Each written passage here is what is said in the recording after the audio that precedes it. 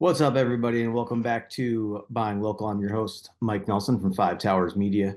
We actually have a little bit of a podcast crossover going on today. We did an interview a few weeks ago with Jason Spector and Stacy Spector from Catamount Consulting on our other podcast, Blue Collar Startup. If you have not checked that out, check it out. It's gaining in popularity, let's say. We're currently the number 6 out of the top 35 podcasts in the blue collar. See my hat here in the blue collar classification here. So Scott and Stacey talking about a lot of great stuff with mindset and involved in what they do with some of their mindset coaching and leadership training with Catamount Consulting. So give it a listen, check out the show, and you'll hear from us next week. Thanks, everybody. So joined today, and I'll let you guys introduce yourself. And Stacey, of course, you've been on the show a few times now, but we're joined by your husband, Jason. Hi. How are you? Fantastic. You know, it's funny. I don't know if you know or not, but we have communicated in the past years ago, and we're probably talking 10 years ago. I was trying to put together it was called the Novo Summit, and it was when I was still doing consulting, and we were trying to bring together a bunch of speakers in the personal and professional development space. And somehow I'd gotten hooked up with you and we were emailing back and forth. And then we ended up having to cancel the event, unfortunately. But you and I were communicating via email. Because I think, was it Sweethearts and Heroes? Yeah, that was an organization that I started years ago. Yeah. And we had a really good run. And I pivoted during COVID away from that. But they still are very successful. They're still going strong? Yep. That's awesome. Yeah. And that was a lot of that was around like anti-bullying campaigns and proud to say, born and ignited in my brain from the work that I was doing in schools. I had this epiphany about 10 years into education that you could teach someone to be empathetic. So it really wasn't. I never wanted it to be an anti-bullying movement, but it was certainly coined as that. But I really always wanted it to be an empathy movement, and that was where the focus was. I got to be honest, when I first heard about Sweethearts and Heroes and you and I were communicating, I didn't realize that you were, what are you, 6'2", 6'3"? I like to say 6'3". You like to say 6'3"? For those of you listening that can't see on camera, you're a big guy, man. Like, you're tall. You're I would say an intimidating looking fella. Okay. And I don't say that in a bad way. I say it because it's so opposite of what you would expect to see from someone that is talking about anti-bullying and in that space and bringing that message forward. So I think it's really cool. Yeah, that was one of our hooks. It was confounding, but what people don't realize, and I think that as we unfold some of the value that I hope to kind of share today, I was bullied in 5th and 6th grade, and the only reason I joined wrestling was because of my best friend, who was really that sweetheart kind of a guy for me. And it was coaches that taught me how to be competitive in wrestling. And I was probably one of the wimpiest kids you could imagine. I had 2 sisters. I had a great mom and dad. I was pretty soft right until that middle school age when I started competing. And, I transformed through about a 4-year career in high school into college into a very competitive wrestler, but my start was I was very soft and scared to get on the school bus for much of my middle school career. That's wild. Do you ever see any of those guys that bullied you now? You give them the look, like, I remember. In my late 20s, I ran into one of them, and he slammed my head against. He was the counter, and he was one of the older students on the bus, and he would count the kids and give the bus driver the number and take attendance or whatever. And I don't know what the issue was, but he didn't like my, I must have said something or been fooling around. He slammed my head against the window, and I had seen him out in a social setting. And I said, "Hey, you remember when you slammed my head against the window?" And he didn't really know where I was going with that. But I let it go. You let it go. Yeah. That's nice of you. But I still remember. I can tell you his I name. bet you do. Yeah, well, and that's the real powerful piece of bullying is everyone has a story. Yeah. Even if you weren't bullied directly, you have a relation to it, someone in your family, or you observed it and didn't do anything about it. Everyone has a story that connects to that. And that sticks in our memory for a lifetime. Yeah, I actually got my ass kicked pretty good when I was younger, a few times, and a couple of them was because another kid was getting bullied, and I was trying to stand up for my friend, and I got my nose broke one time, and got my eye cut open one time. Like it happens, man. Yeah. It's a real thing. Hopefully, it happens less than it used to. But yeah, that's unfortunate, but those are like honorary badges. I guess so. I mean, I still got a scar on my eye to remember it, but I do remember those things very vividly. I mean, I think, when you're growing up and you're a young kid like that, you probably remember those things more clearly, those traumatic events, than you do the good memories and the happy stuff, right? Yeah, It definitely seems to have more of a long-staying effect on you. But yeah, during that time, I had written some articles that were publicized in Chad's magazine in Saratoga, and from a parenting perspective, because there's a lot of errors that I think that we make as well-meaning, loving parents that don't necessarily prepare our kids for that. The meat switch turns on right around 4th and 5th grade. It's getting younger these days with smartphones, but that middle school level is really a challenging time for every kid, and our parents don't necessarily prepare for it as much as they could. Yeah. So I know that we're gonna connect this all kind of to the trades and that stuff. But before we get into that, maybe just kind of give the audience an overview of who you are today, what you do. Obviously, you do a couple of things. You're with Catamount, but you also are in the education system. So maybe just give us kind of the overview of that. Yeah. So I'm a high school phys ed teacher. I always like to say I'm just a gym coach, but internally I certainly identify by way more than that. I have a tattoo on my forearm of Captain Spectacular, so I identify as a real life superhero. I separate myself a little bit from a lot of my colleagues because I tend to think real extreme in a lot of ways, both directions. I don't lose sight of the fact that a kid could go home and take their own life on any given day, or a kid could come back tomorrow and try and harm us all. And, those are two of the greatest threats that we face in public education that people don't like to talk about because it's uncomfortable, but I think that it's relevant and important. And I think a lot of the work that's being done in schools around trauma-informed care and around social emotional supports and mental health and restorative justice, different programming and things like that, I think are all kind of speaking to those threats. But we certainly don't want to alarm people. But I think that, in my role, I identified about 10 years in as, I am a gym teacher, but I'm here to provide positive social, emotional experiences for kids through the physical. So I just branded myself a little bit differently and got a lot more mindful about my interactions. So as a phys ed teacher, I teach strength and conditioning at the high school level. I have a class called Peak Performance. Currently, I'm in a TOSA position, which is a teacher on special assignment. So I'm a mindset coach for our athletes. And I don't really have a schedule. I'm in the weight room all day, and I'll personal train a kid that's college bound, or I'll work one-on-one with a student with special needs, or I'll just assist in the daily practices of a class and assist the other gentlemen I teach with. So I'm in a pretty cool spot in the high school at South Glens Falls. And that's South Glens Falls. Okay, that's what I was going to ask. Yeah. And, that was all I think created through some of the work that I've done. I mean, for the last 5 years, I've never taken a break. In my off blocks, we have 80-minute blocks. I leave the weight room open. Lunch, I let kids come in on top of classes. So if I have a class, I'll let kids sign out of study hall or come in during lunch and utilize the weight room. And, I could have about 50 kids in there at one time. Oh, wow. And the weight room lends itself well to that number of kids. A class size is somewhere around 25, 27 max. But, I can handle 50 because the environment is really rich and active and functional, and you can have that many people in that space.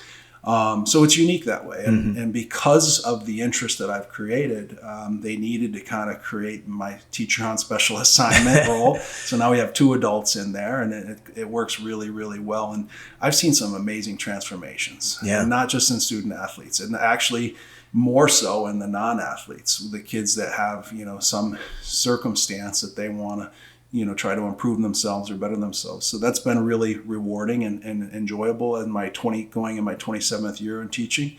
I've coached wrestling for 18 seasons in my career. I don't do that anymore. I stopped when my kids got middle school age.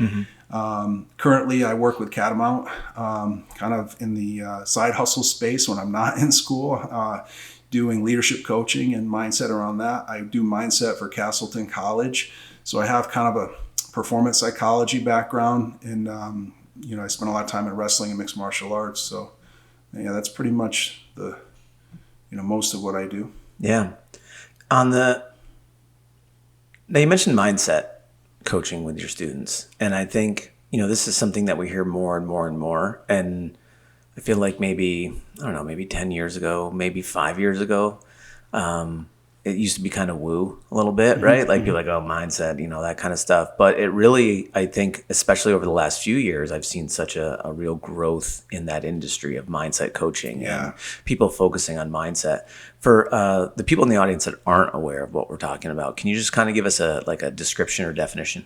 Yeah, so I'm not a sports psychologist or a psychologist, but I have a very robust background in it, and I'm certified in mindset mastery through a mentor by the name of Brian Kane, who is nationally, he'll work with a university for a $100,000 contract and with one of their Division I teams. He also works with professional athletes in MLB and UFC. He's worked.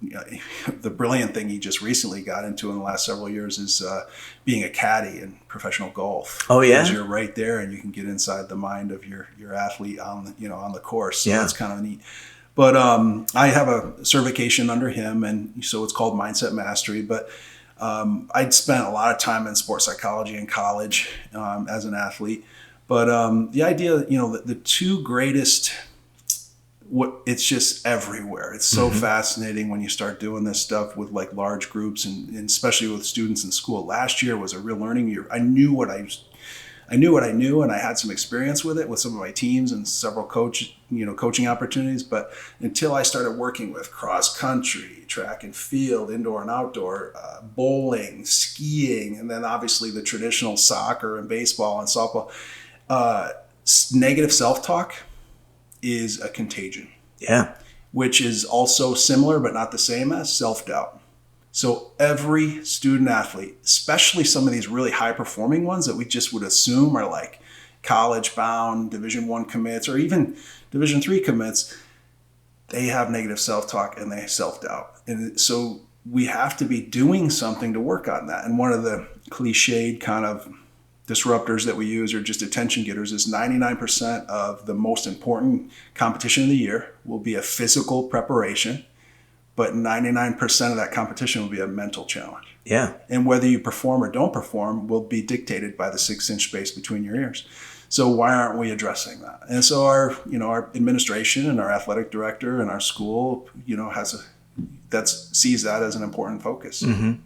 Well, it's funny you talk about sports, but it's like, when an NBA player steps up to the free throw line, they've shot that shot 1,000 times, right? But they still miss. Right. And what do we call it when they miss? They choked, right? Which is it's not about the mechanics. It's not about the physicality. It's about what's going on between your ears. Right. Is that fair to? For sure. And then I was working with our girls soccer this morning, and I explained to them that a reset breath, we use a physiological sigh. Andrew Huberman talks about. Yeah, I love it. I use that all the time, by the way. So when you do 2 of those or 2 or 3 of those, especially on change of possession or during, a corner kick or whatever, there's plenty of opportunities in a game situation. But when you do that, the scientific value is you have a lower heart rate, lower blood pressure, lower cortisol experience.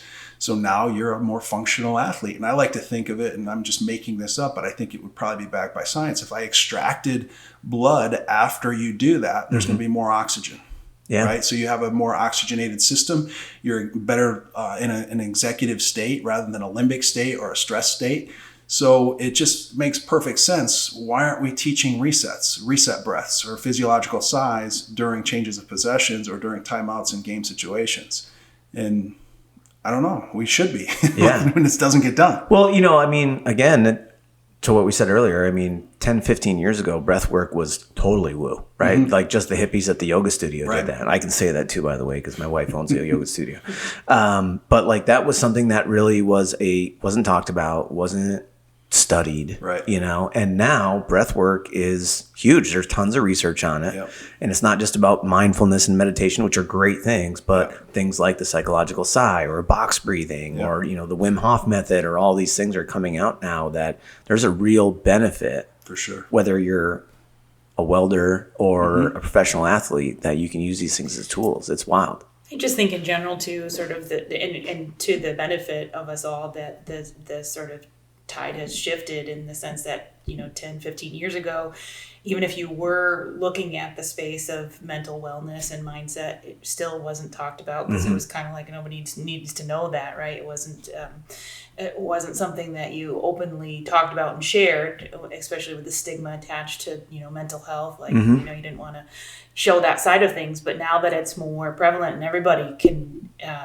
relate to this issue that we all deal with anxiety and depression and needing tools to just make it through your day-to-day lives, whether you're a high-performing athlete or in a construction or trade space, it's just more talked about, and now people can see the value of it where discussions weren't had. We see even the athletes in the Olympic level now are openly sharing their struggles with the mindset piece and the mental health piece, and being open about it to the point where, Simone Biles, she was like a platform to pull herself out of the Olympics because she was struggling with it. And I think the door has opened where more people are open to talk about it and like collectively can share the value of it. Yeah. Well, and there's, I'm sure you guys know who Tim Grover is, like when it came out that Tim worked with people like Michael Jordan and Kobe and all these high level performers. And now to this day where, he works with Andy Frisella or all these other like high level business people, not even athletes, but just high level business people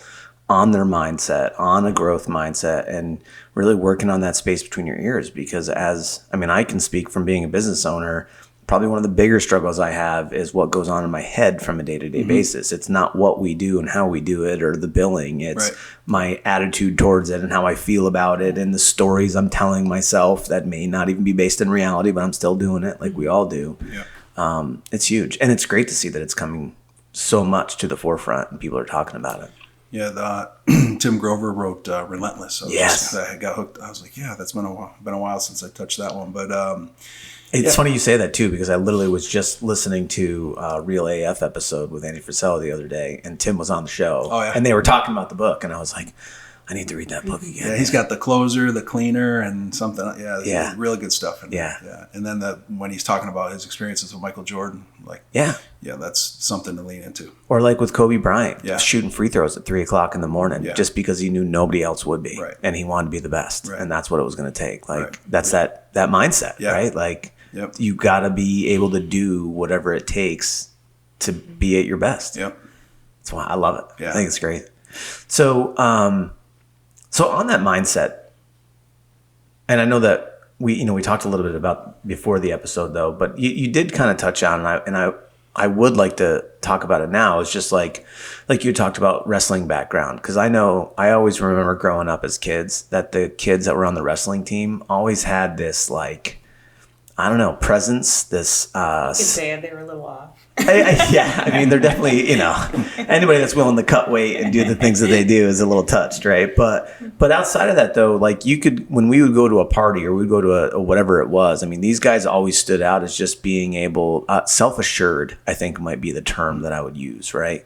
And we were talking a little bit about wrestling and things like that and how it supports a growth mindset or adding a growth mindset to the skills they're already gaining on the mat. Can we just touch on that a little bit? Yeah, for sure. I don't want to stand here and put wrestling on a pedestal, but the fact remains, Joe Rogan will go into detail why it's the hardest sport there is. There's UFC fighters that say wrestling is way more difficult than competing in MMA, and you could certainly break down why you can't get kicked in the head in wrestling, but there's some other reasons they say that. But I think that wrestling is probably the most vulnerable experience a human being can have in competition. I always joke and say, they put you in a woman's bathing suit in 7th grade when you're the most underdeveloped. Those singlets. Yeah. And so to go out there and stand in that thing. And honestly, as a kind of a chubby, bigger, I was like almost 6 foot tall in 8th grade, but I think I weighed 190. So I didn't get a lot of opportunities to compete, but just to go out and wrestle, I was more concerned with how I looked in my singlet. And was nervous about what people were I don't even remember the match, right? Yeah. And so the self-esteem piece, and then, you transition into a higher level of competition at the varsity level. And I mean, I remember, having to win my match to win the dual meet. Those moments are just incredible. But to get beat is to be controlled by another human, your age, your weight, your height, your size, your ability level, in front of everybody you know and love. I'd rather get beat up by 3 guys with bats, than have that experience. Yeah. Not really, but seriously, that's an experience. And the growth mindset is this idea that it's a process-based focus. And for whatever reason, I've always I ran into a former coach back when I wrestled in the 90s. The late 80s and early 90s, it was the idea that, you find these really tough people to bring in as assistant coaches to kick the crap out of you, and that would make you tougher. Mm-hmm. That would make you better. And this guy did that really, really intensely. And he said to me, he goes, I don't know why you just would never quit. You keep, and I don't think I was the strongest or fastest, but I would never quit.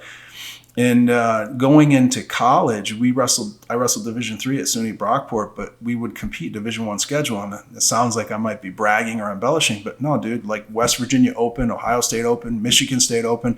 I mean, I wrestled one of the number 1 guys on the U.S. national team, and I had him beat, but the last 30 seconds, he reversed me to win it.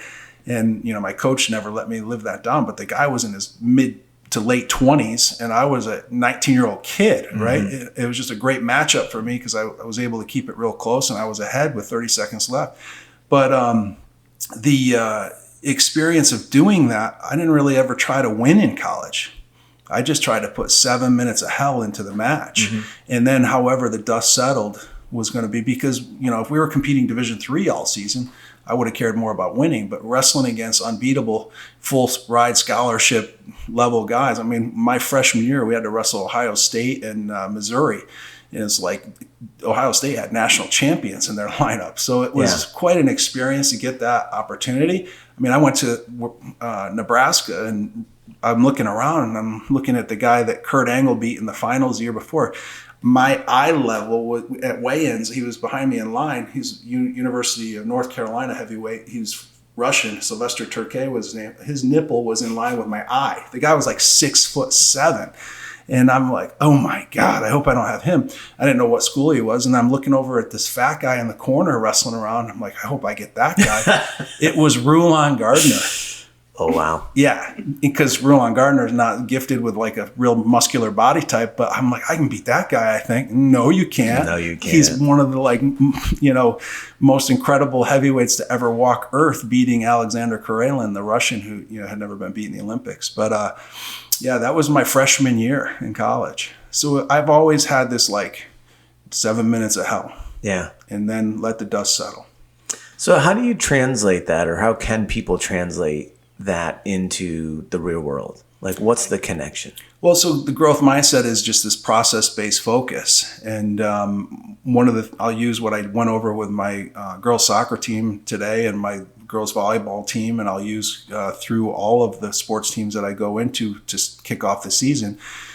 If you look at a performance, whether it's, it's lunchtime and you look back at how your morning went, what were your 3 E's? And the 3 E's are a process-based focus. So the first E is emotional composure. Did you maintain your emotional composure? Were you sturdy and were you resilient? And if you can say yes, then you had a pretty good performance. The second E is your energy. Did you have big energy?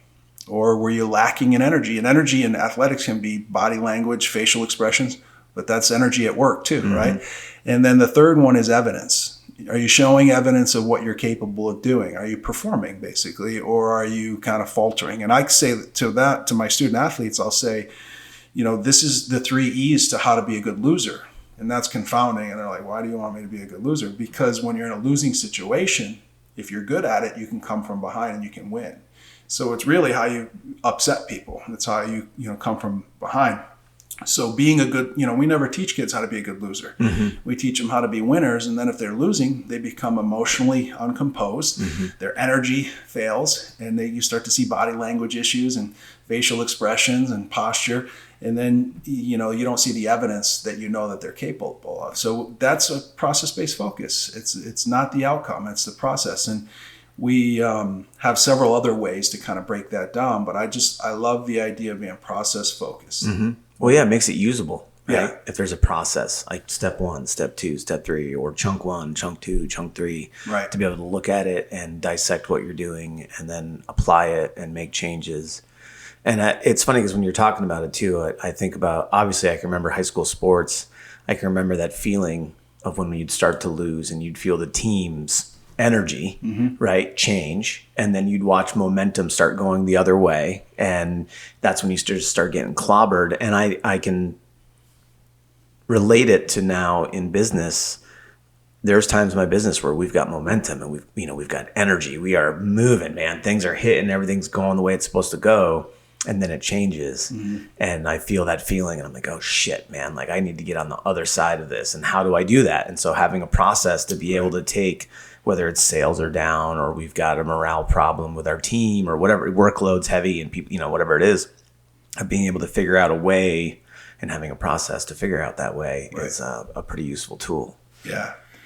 You had me thinking on something. I'll jump in with the carryover then. What does that look like in the trade space? So we just came back from a training in the Pittsburgh area, and we worked with a really interesting company. They're one of 4 companies in the country that do this. They sink mine shafts. So for the intake and exhaust of air for underground mines, they build the shafts. They're amazing. Like go down 1,400 feet. They build a concrete, basically 20-foot wide tube. That's what they do. That's what they specialize in. And they've been at the top of their game. And now how does growth mindset conversation carry over to a group like that? Well, we go in and we have and teach and give, anecdotal stories that may be relatable to something that the workforce has experienced as a young athlete or growing up, and sort of give them the content of how that applies to when they complain about their new hires and nobody showing up at their doorstep, or anyone that is showing up doesn't have the skill set that they need, and they feel like they're in this losing battle.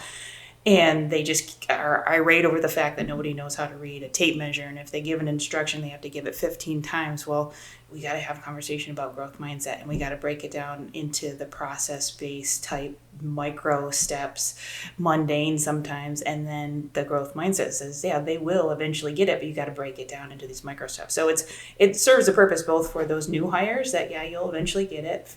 Failure is feedback. There'll be lots of failures.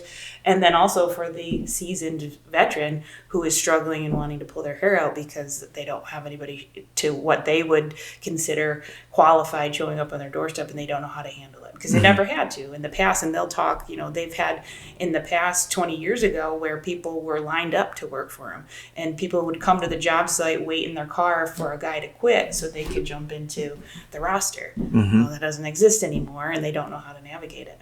It's interesting. I hear that problem all the time from people that have been in business for, 20, 30 years. They're like, I just can't find good help. And it's like, but they're out there, right? Like, yeah. And I think the thing that I thought of, Stacey saved me, is one of my mantras for my wrestling team when I think running a wrestling program, and I know that this is a blue collar startup is the podcast, and we haven't really talked about the stone wall work that I've been doing since before I was in college, because in the summers I like to take off my gym sneakers and put on my work boots, and then I'm very eager to get back to school and put on my gym sneakers again. It's some hard work, man. Yeah, and we've built stone walls over Christmas break too on frozen lakefronts. But anyway, I had this mantra for my whole wrestling coaching career of win ugly. And that would be our mantra. It was on a lot of our shirts and a lot of our signage and a lot of our branding.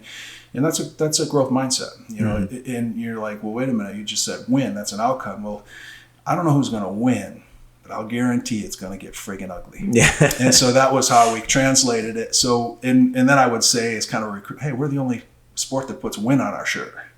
But so I kind of go back and forth with a little bit, but I don't care who wins, but I guarantee this, it'll be ugly. And that's what win ugly meant.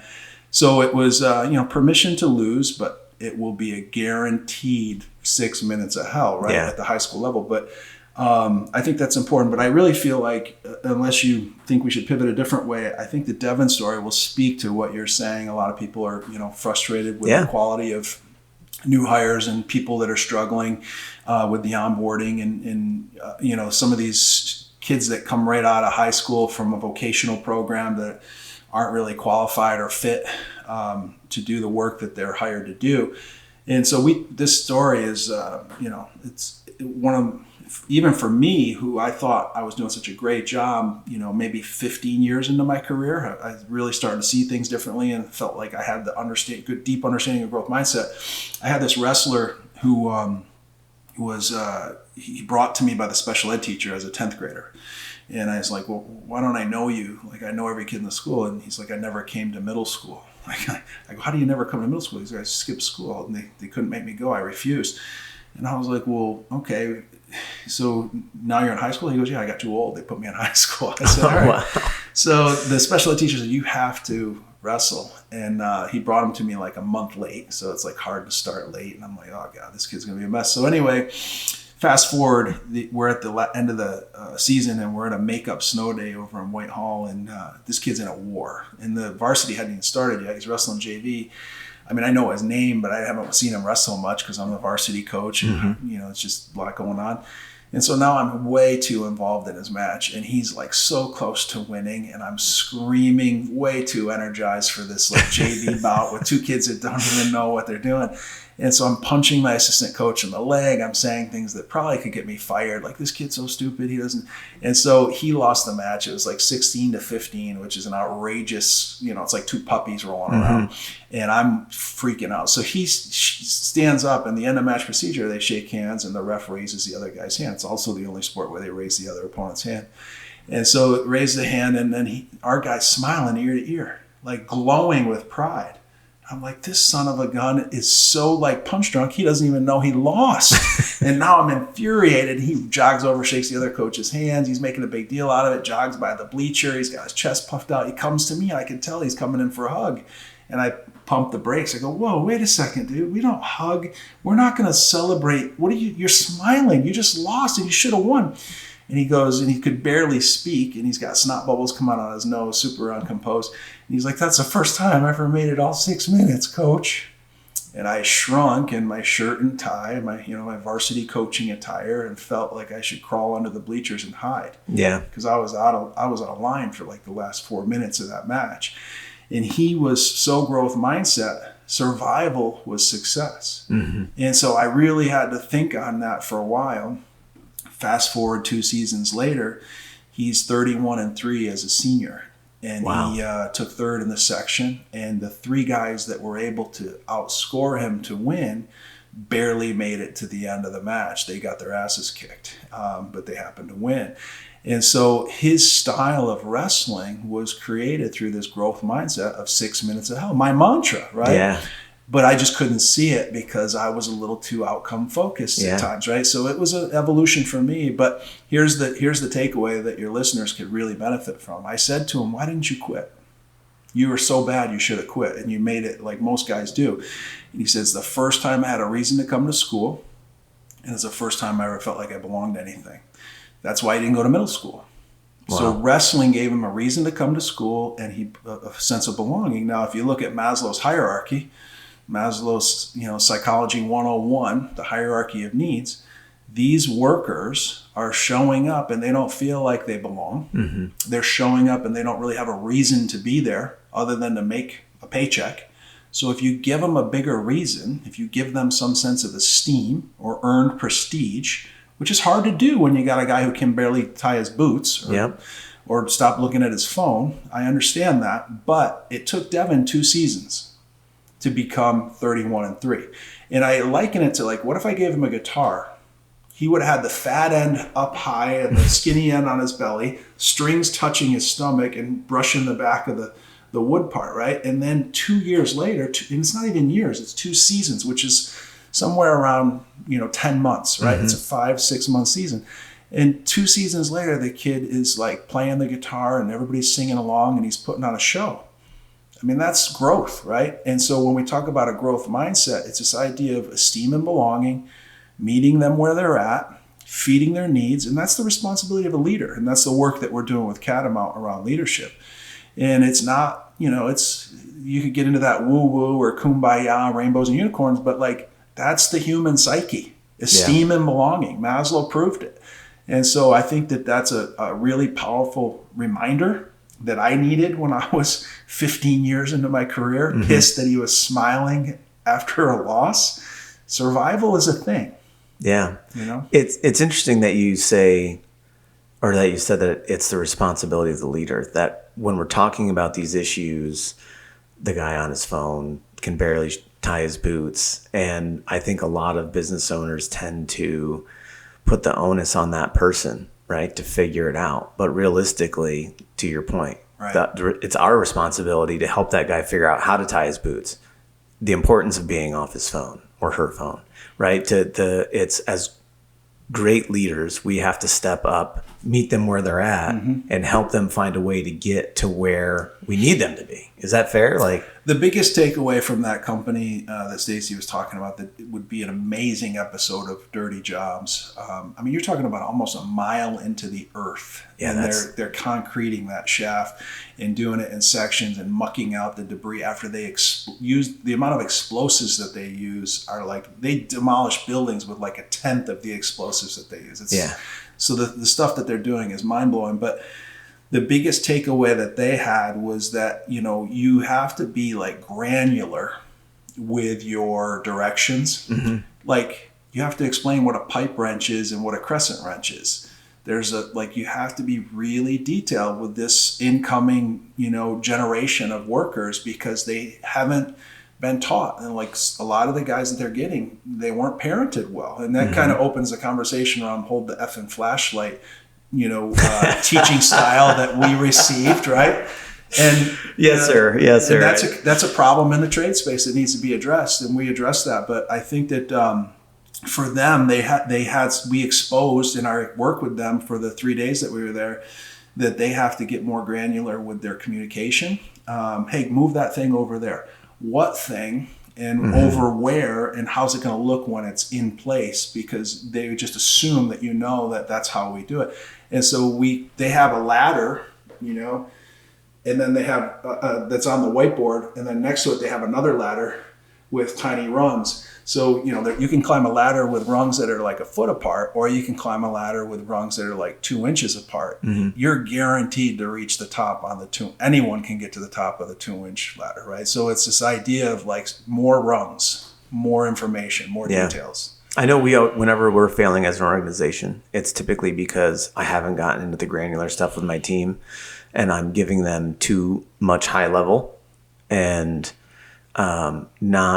just expecting them to figure out what's in between those rungs, right? Like I'm only giving them the big chunks and expecting them to figure out what's in between, and even saying that to them, like, and then wondering why we're failing on things, right? Not that we're failing often. My team's amazing, right? But like when there is failure, I can always tie it back to I did not give them detailed enough instruction on what it was, the expectation was, what the process was, what the job was, what the outcome expectation was. And every time. And again, it just comes back to me, right? The leader of the organization and not doing exactly what you're saying. Right. It's fascinating. I think what helps when we speak to groups like that, and you have some of those veterans that just like can't come to terms with, well, why should I have to do that? I think conversations that we bring to the table, and we bring, group discussions to it so they can discuss it amongst themselves. But it's maybe making it granular as to the why behind that person showing up and not having the skills. It's not their fault. So taking that sort of judgment that veteran puts into the situation, we call it, being more stoic, is removing the judgment you place on the events that are thrown at you. The event being someone that comes to the table that doesn't have the skills that you need them to have. remove that judgment, become, more of the witness. So you take some of the emotion out of it and understand the why. It's not their fault. They didn't purposely show up to ruin your day and make your job shittier. There's a lot of brain science behind why they don't have the skill set or the communication skills, or why you have to give them 5 steps of what should be a one direction cue. And I think that helps them immensely in really having discussion of the why, from the even just a conversation on common sense. What does common sense really mean? Well, what's common to you, right? What's common to the seasoned veteran and how they grew up and how their skill set was developed is not the same commonality for today's generation. It's not common for today's generation to be able to go through a day without being glued to their phone, right? Or to rely on their phone as almost a social anxiety type mechanism. Yeah, get that dopamine hit, make you feel better. So, understanding and having that conversation brought to the table, I think it helps a lot. You can't just go in there and say, you have to do this, have a growth mindset. Well, here's the reason why. It's not a free pass. It's not condoning it. It's helping you understand it and then developing a plan forward. On the growth mindset stuff, would you say that it's, and to bring it back to Devin's story, right, is that it's not so much about doing it right every time, but it's about being better than you were the last time you did it? Yeah, exactly. I mean, it's just always, failing forward, or, there's winning. I'll say if I do a youth wrestling clinic, I'll say I was undefeated. They'll look at me. I never lost a match. And I'll say because I only won and learned, never lost. Yeah. I classified as always a learn. So what'd you learn? And so, but the thing is, and I'm on the spot here, but I think I can pull it. Stacey, you'll have to fill in. But like growth mindset has 3 levels in my mind when we teach this. First one is reframing. So, winning and learning is a reframe instead of winning and losing. And, you follow like the Brands brothers, win, you live, lose, you Those die. guys. No, lose, you don't die. That's that's their intense mindset. But like, that's how people think sometimes, or used to think. And not to cut you off, but like, if you guys aren't familiar with the Brands, right? Yes, Brands. Brothers, they're twins. They were sick wrestlers, and now they're wrestling those, like, just the looks on their faces. You see the looks those guys give. I mean, talk about intimidating. Like, I actually had not an altercation argument, but my buddy Frank Papalizio really set me up for a moment with them, with Tom Brands. I was slightly critical of a wrestling clinic that I sent my team to, and one of my hardest working guys was hiding in the bathroom. I'm like, why are we hiding? What do you mean he's hiding in the bathroom? We're paying money out of our booster club for this. We're not hiding in the gosh darn bathroom. Like, what do you mean? And it's because he was doing all this conditioning, and it was like a June camp. Now, June camp should be a lot of technique, and I'm a huge fan of the Iowa style, short offense, brand style wrestling. So I was excited to send my guys there to get like top notch techniques. But like 3 days in, it was all conditioning. And there was some technique, but it, like 80%, 70% was this like conditioning experience. And Frank Papalizio is a good friend of mine. I'm like, hey, dude, like, we're not here to condition. Like, let's just get into some technique. Well, Frank, being Frank, goes over and tells Tom Brands, Coach Spector takes exception to the amount of conditioning you're doing. And I'm like, oh, God. So probably, arguably, one of the toughest men on planet Earth. Oh, my God. Comes over to me. I mean, he was quoted as saying, we do things that would make a billy goat puke. That was the old Iowa wrestling ad. And he comes over, he's like, I heard you took, and his voice is intimidating. I heard you took exception to the way that I'm running this clinic. I'm like, I didn't take exception. Like, I'm backpedaling, right? And so I said, I just really love your style. And so I had to back myself out of that one. But yeah, that's funny. Yeah, it's terrifying. So anyway, sorry to interrupt, but those guys, Chad Beatty actually put me onto those guys originally a few years back, and watching videos of them and win you live, lose you die, trample the weak and hurdle the dead. Yeah. Like, those 2 things come to mind, right? Those guys are intense. Yeah. Intense. But like reframing is a thing that the Brands brothers probably don't do. But I would also say this, all joking aside, I think that Penn State has a growth mindset, and that's where Cale Sanderson is dominating right now in the Division I ranks in wrestling. Like, Penn State is unbeatable, and I think you would uncover a faith-based approach along with a growth mindset toward the sport of wrestling. It's a game. They're playing a game. And like, no, Iowa style is like, strong survival of the fittest. It's war, like kill. But I think that they're reframing wrestling at Penn State. So the first step of growth mindset is to reframe. It's not an alarm clock; it's an opportunity clock. It's kind of quirky and silly, but it's a mindset thing, right? The second thing is process-based focus. And if you're process-based focus, you're looking at the 3 E's. So it's this like showcase. You got a match tomorrow? No, I have a showcase. I'm going to showcase the stuff I've been working on. It's my opportunity. And that was one thing I worked on with Matt Secor and his MMA. I did a lot of mindset for Matt, and it was about the Matt Secor show. He didn't look at it as go out and you got to win or you got to even succeed. It was this, I'm going to go out and put on a show. And so capturing that idea. And so I really like to reframe that process-based focus. And then the last part of it is this idea that our brains are malleable. And so our brains are plastic, and we can develop any skill. So if you're struggling with something, it's actually your ability is activated through struggle. So whatever skill you're trying to learn, just you're not there yet, but you'll get there. And so older brains are going to have a harder time picking up new skills, but it can be done. But it's this idea that I can learn anything. I can accomplish and do anything I put my mind to. And that's the true essence of what growth mindset is at like the 300 level. I think the 100 level is this idea of reframing. The 200 level is this process-based focus. And then the 300 level is, a year from now, I could play the guitar. I could play you a Pearl Jam song. Not a Pearl Jam fan, but Stacey is, weirdly. But in the 90s. I mean, back in the day, man, I had the flannel and the long hair. But so I really like to break it down that way when we're talking growth mindset, those 3 levels. On the reframing part, I just want to unpack that a little bit. So if I understood correctly, it's before reframing, I'm just looking at a loss. And reframing is actually taking a look at what happened and defining a way that was not a loss, that it was a win. Like, what did I gain there, right? And as an example, I have we hired a sales guy about a month and a half ago. And, one of the first things I put him on was cold calls.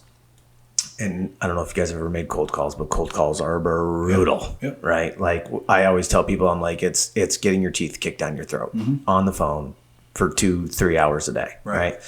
It's not a fun exercise. And the thing about cold calling is that you don't really set appointments from cold calling. Like, you'll make 100 phone calls and you might get 2 appointments. It's brutal. So he had a pretty rough day yesterday on the phone, right? And he calls me up, and we, as a part of my program with salespeople, is I have him do a rating twice a day. So he starts his day 1 to 10. 10, it's the best day of your life. 1, it's the worst day of your life.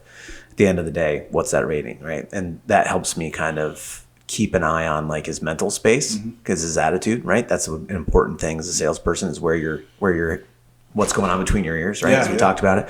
And so his rating was low, and we get on a coaching call, and he's like, I don't know, man, those cold calls are just taking a bunch out of me. The person that had me call them back blew me off. I got a bunch of no's. I got this, got that. And I was like, well, listen, man, like, I think you need to stop. And I'm saying this because I think we reframed, but I didn't know that's what we were doing. Is I need to stop looking at the result of those phone calls as that winning in this situation is you set appointments from those phone calls. I'm like, what you actually gained on those phone calls was you gained what I call conceptual strength. So your ability to be rejected and to get no result, but still carry on and pick up the phone tomorrow.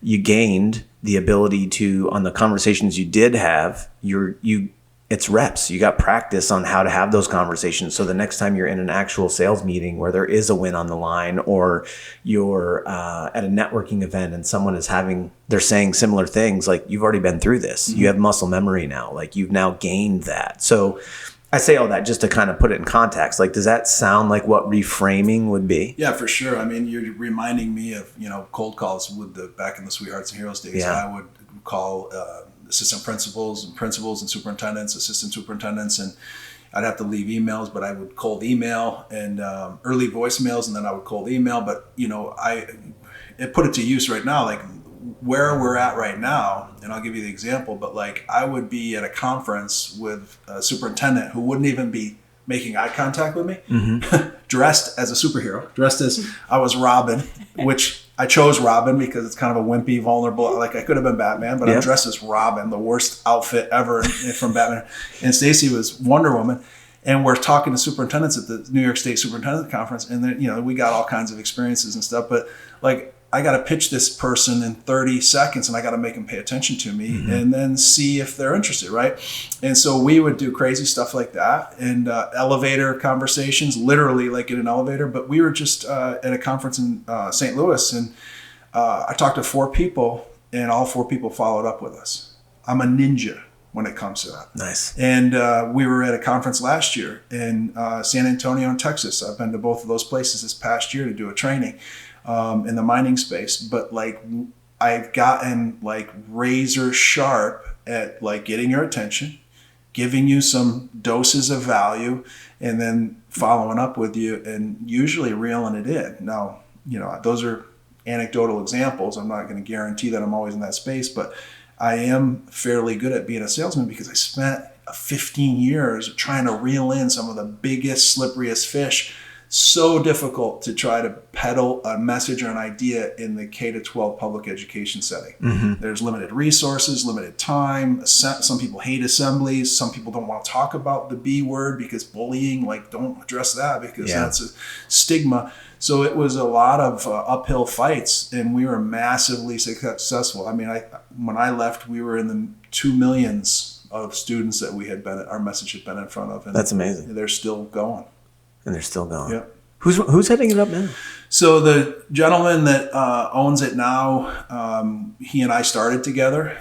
He competed in the UFC. We were college teammates. His name's Tom Murphy. And then the other gentleman that we hired on board, great backstory on him, Rick Yarish. He's a wounded warrior. And they were the stage men, and I was the behind the scenes. And like I said, during COVID, we had kind of a pause. Yeah. And there was a lot going on with schools in COVID, and I just chose to pivot a different direction. Sorry, I kind of took us off on a tangent again there, but which is what I do. Sorry, guys. Derek's probably laughing if he's listening to this. We unpacked the reframing. The second step again, or the second piece? The second one is the idea of a process-based focus. And everything in K-12 education, everything in youth sports is all about the outcome, about the product. So as a parent, and certainly as a business owner, and certainly as a peak performer, we have to get process focused. But we're taught that if you get 100, you're smart, and if you get a 70, you're dumb. I mean, I have kids that have meltdowns. If they'll come into my phys ed class depressed and upset because they just got an 80 on a test.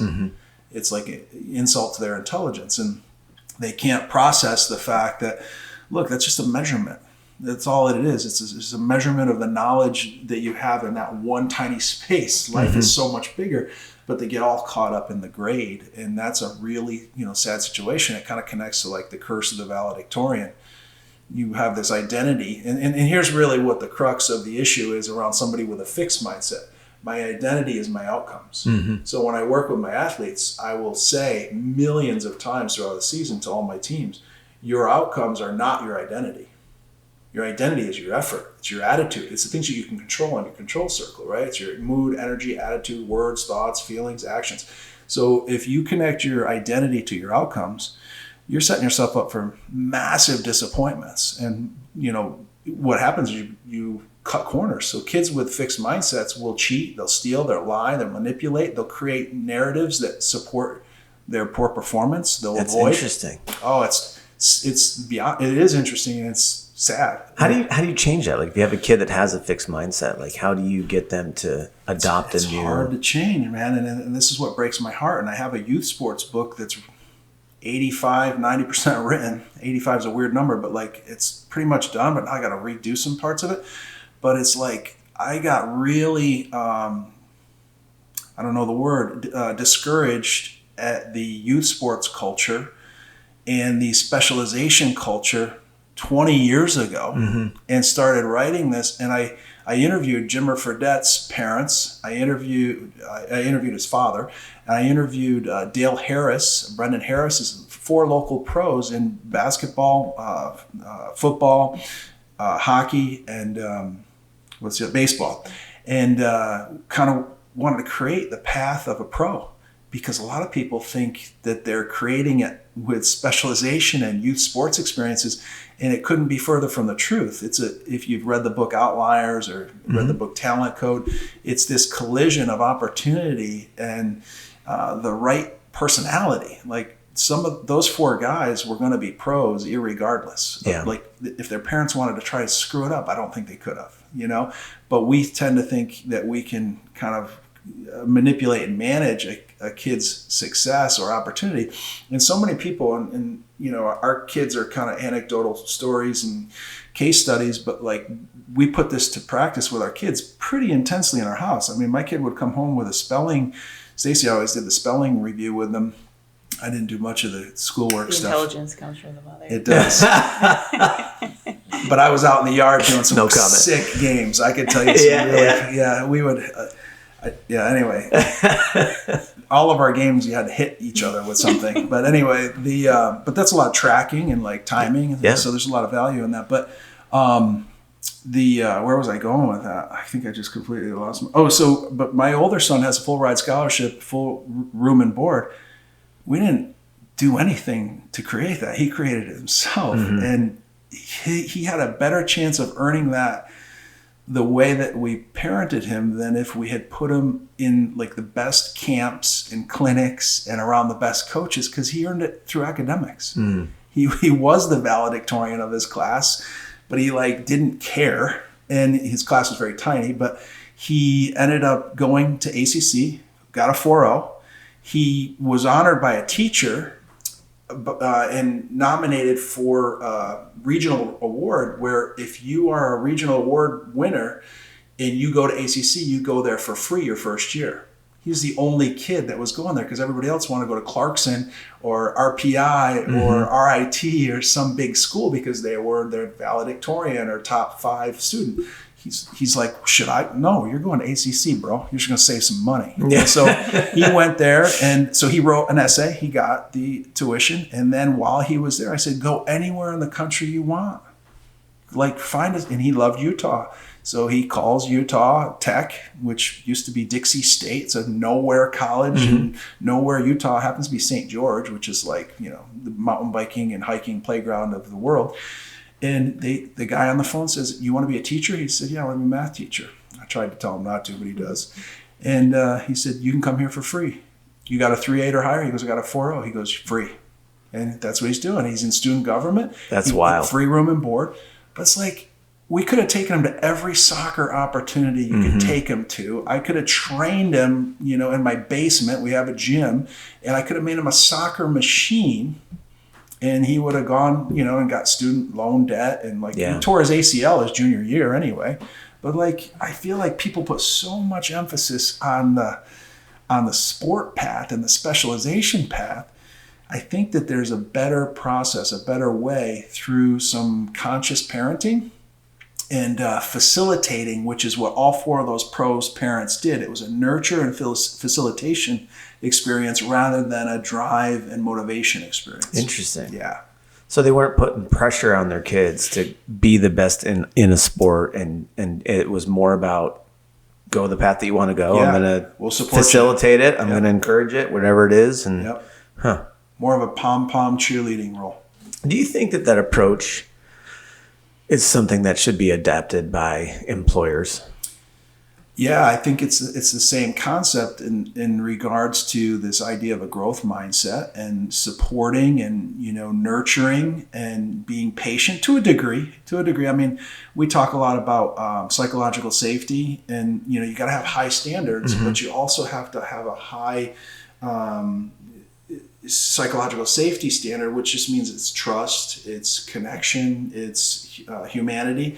And if you have both of those things, then you're going to be in this growth zone, this learning phase. But if you have just high standards, no trust or safety, you're in an anxiety state.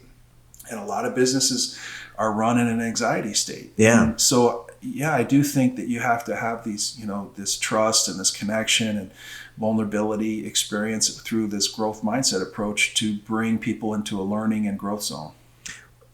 It's interesting because I know we're getting close on time, but I had years ago I had tried to force my employees through a path in my company, and utilizing pay scales and raises and things like that as like the carrot for them to take that path. And none of them wanted to take that path. Like I would be like, so this is what I want you to do. This is where I'd like you to go next. And, and they were like, yeah, I don't know that I really want to do that.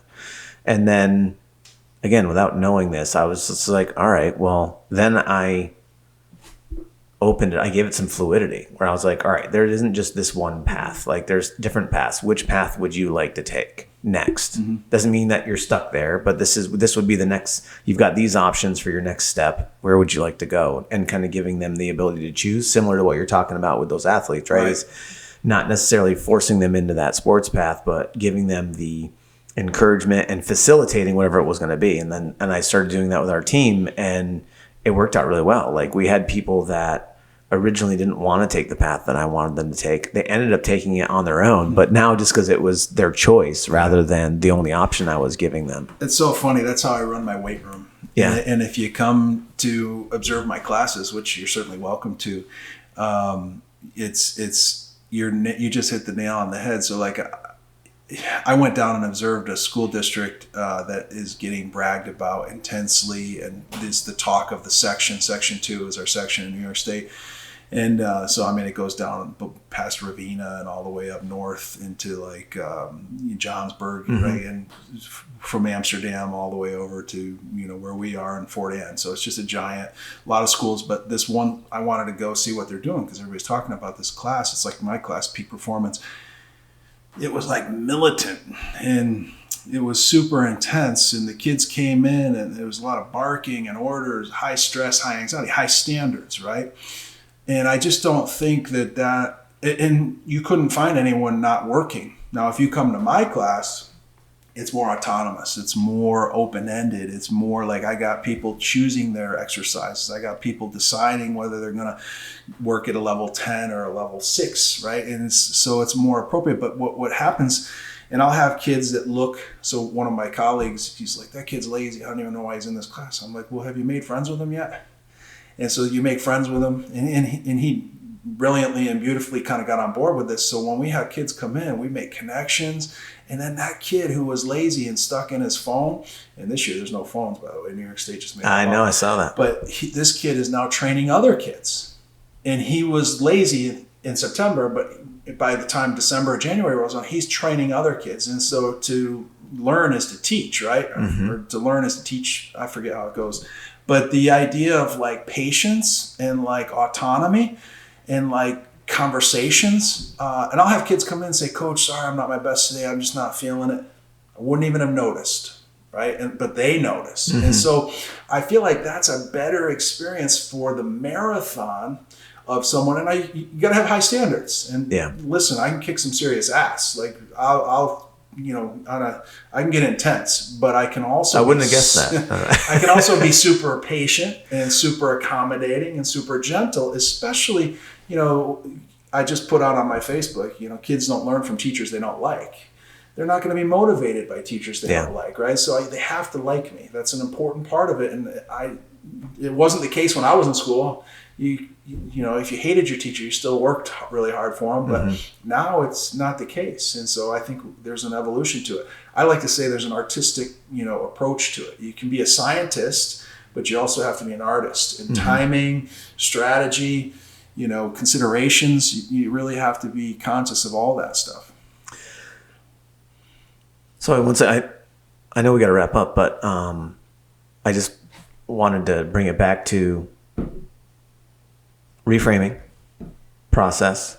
What's the third one again? The malleability or the brain plasticity to be able to learn any skill at any age. And that's more about just the awareness that you have that ability and that people have it. And I think in getting deeper into the science and what we share is neuroplasticity. As you age, you have to be more intentional at seeking opportunities to to do certain things that are going to push you and make you grow.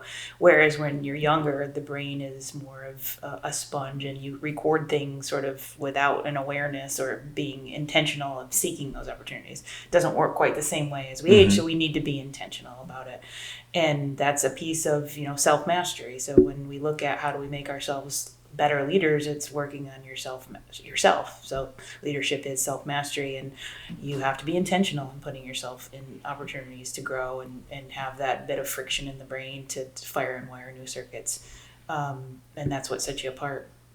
Fire and wire. I always like that saying, fire and wire. And we'll do an exercise that sort of brings all those three elements of growth mindset together. So when we work with a company, we have a sheet. And if you've ever heard, there's a YouTube clip of good, the Jocko good, when something bad happens. Yeah, I love good. That. So we use that as a growth mindset reframe. So the good cue is kind of like a disruptor. It's a reset mechanism for your brain. So when you're in that sort of self-pity ruminating cycle of, I gotta make another call, I'm gonna get the same rejection. And good is that reframe. So it sort of flips a switch to get you out of that ruminating cycle. And then we reframe a fixed mindset statement. So I'm gonna make 10 more calls, they're gonna hang out with me. Good, I'm gonna have an opportunity to get really creative with my communication today.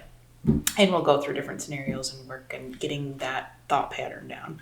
Yeah, and we always point out that idea, and Jocko is creating a team, and certainly that's where people fall in love with this Navy SEAL stuff and military stuff, which is great, but we're not Navy SEALs, and it's not life and death. It's important, and we got to have high standards, and we can learn from the Navy SEALs, but the idea of good, that could be like positive toxicity, and if you're saying that to people on your team, like this salesperson who's struggling, you're not saying that to, because if you did, he'd probably get off the phone with you and be like, what a jerk. I know. But it's really a self-talk reframe. So the back of Stacey's shirt says, earlier today it said, nobody cares, work harder. We went to a mixer this morning, and a wellness mixer, and she got a compliment up, but it says nobody cares, work harder. But that's your inner self-talk. Remember what I said, it's the negative self-talk and self-doubt. So if we're not talking to ourselves better with that intensity, so like the brand stuff, like when you live, lose, you die, you could say that internally, but I don't think you can, project it out onto the world, right? But I mean, I don't think that's a good one to say internally, because it's not process focused either. But some of the intense things that are out there in the world, we have to be careful not to project that onto people. I would never tell you nobody cares, work harder. I tell myself that, right? And so that's a really important kind of a decipher between how to reframe things. Yeah, I love the Jocko good thing. I think I first heard it maybe last year. And if you guys haven't heard it, then I'm sure there's a YouTube video of Jocko Willink telling the story behind why he says good when bad things happen. But I'll tell you, it actually helped me a lot last year and with my company, because we were just, we talked earlier about that momentum going the wrong direction, right? And you feel it, and your team feels it. And we were feeling it. We were losing team members. We were losing clients. I mean, it was just going in the wrong direction. And I heard that video. And so every time a new thing would happen, I'd be like, good. But I would follow it up with, that means there's an opportunity for me here, and I need to figure out what that opportunity is. Right. And it did. It actually helped me restructure my whole company, just having that mindset, right? Of not crumbling and going to hide in the bathroom, I was like, no, good. This means that there's some work that I need to do. That means that there's an obstacle that I need to overcome. And on the other side of that obstacle is where I want to be. Yeah, there's so much more that you could get into on that. I mean, it's literally a circuit, the firing and wiring, it's literally a circuit in the brain. And this is the whole idea about malleability and plasticity for some of these salty veterans who can't deal with a millennial or a Gen Zer, which is 72% of the workforce right now are Zs and millennials. But you're frustrated with these people, and you can learn to be compassionate. You can learn to be patient. You can learn to be more artistic in your leadership style. It's like our brains are plastic. We can fire a skill and wire a skill for being compassionate. Like a person gets out of their car, they're 5 minutes late again today.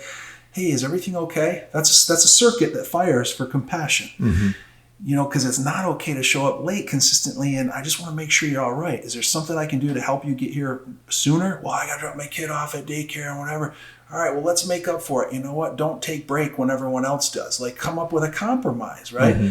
And so, like, it's a better way to say, oh, late again, you son of a gun, like, whatever, you finally here, like, those kinds of comments, that guy usually stops showing up because of you, right? And you ran him off, and then you're going to complain that you don't have anybody. So I think that, like, the idea of wiring and firing, it's like, my response to these people and these experiences can be wired differently. Mm-hmm. It's not hold the effing flashlight. But unfortunately, that's kind of how we're... I mean, it's how I grew up. teach the way we were taught. My poor kids, I'm sure they got a lot of that too. And I'm sure, if you're listening and, as a business owner, there's just, it may sound like a lot, right? Like this is a lot of stuff to worry about and all these new concepts. But fortunately, that's why you guys do what you do, right? That's why Catamount is Catamount. And appreciate what you guys do and how you work with businesses and help them through all these interesting challenges that we face. If people want to know where to find you guys, they're interested in what you're talking about, maybe bringing you in to talk to their team, whether that's leadership or their operations team, how do they get a hold of you guys? Yeah, probably the easiest would just be go to our website. So it's catamountconsultingllc.com, and there'll be a lot of contact information on that. There's my cell phone's on there, the office phone. There's all of our emails, and you can learn about our team and our profiles and sort of what specialties we specialize in. There's always an opportunity. Someone will call you back. You can reach me personally through my cell phone. But you can learn more about us for sure. And we've even brought on some new interesting individuals for the keynote space. We've got a ex-Major League Baseball player who's bringing some value in the mindset and leadership space. World Series champion. For the Red Sox. Nice. Yeah. Catcher. I think he's lived in like over 30 cities, kept getting moved from team to team. The resiliency. He's got a great story about being resilient. And keep going when you keep getting moved. And he made it to the World Series, It's amazing. Yeah. Well, guys, thanks for coming on. Thanks for coming out to the farm. Always appreciate it when people come out. It's always beautiful here. It's fun. Thank you. We're trying. Work in progress. I'll bring my swimsuit next time. Yeah, I know. I should have told you. Thanks everybody for listening. Of course, you can find us on Spotify, Rumble, YouTube, and Apple Podcasts. Do us a favor. I know that we just hit number 6 on the top 35 blue collar podcasts in the country. We're trying to get to number 1. So if you guys don't mind, please hit the subscribe button on whatever channel that you are listening or watching on. Make sure you leave us a review, and you'll hear from us next time. Thanks, everybody.